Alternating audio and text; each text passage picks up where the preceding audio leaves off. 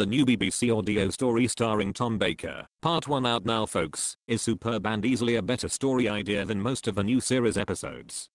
It features the return of Mikey Yates, and has some excellent eccentric English characters and a genuinely scary insect menace. Yes, how we all wish the new series had a villain called Percy Noggins, played by an actor, quite rightly, thinking he was doing an audio pantomime. Unbelievable. Percy Noggins with his toupee and quirky name is the kind of eccentric English character that gave Classic Who its charm. To me this would be preferable to another season of New Who type stuff. It could be rewritten as an 11th Doctor story, and expanded to a whole season. A whole season of the Doctor and Yates getting drunk over dinner, and talking about taxidermy? This is what you're asking for, you realize? Getting rid of this appalling Amy Pond character after one season would be advisable. Agreed. Amy Pond is awful. One of the worst characters ever conceived in fiction. Sick of her already. I hate her personality, her family, her sense of humor, her selfishness and her cowardice.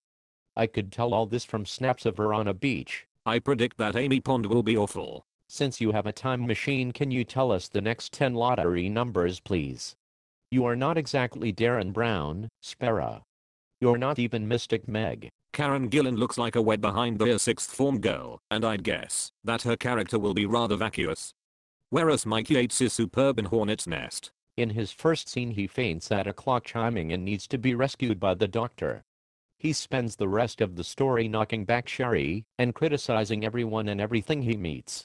That's far more vacuous than just looking young. Mike Yates would make a great permanent companion. So we have a 60-year-old alcoholic homophobe who hates the Doctor, his adventures, his friends, his curiosity, his compassion for life, and doesn't want to travel in the TARDIS as a companion.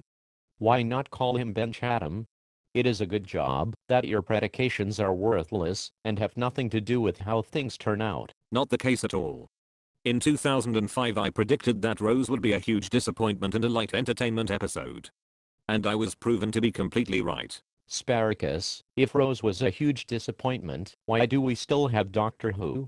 Hell, why was the second series commissioned almost straight away in the first week after Rose was broadcast? Because the ratings were good.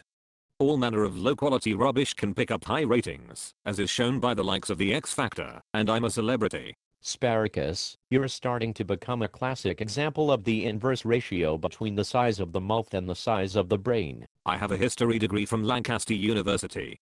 I have read all the major books on Doctor Who. You haven't read The Writer's Tale, and that's the most essential of the lot. From what I can see it's a couple of phone conversations bunged together with some scripts as filler and overpriced. Hardly Doctor Who the unfolding text. As the Cyberman would say, irrelevant. Untrue. The fact that I have an extensive collection of Doctor Who books is indicative of my commitment as a fan.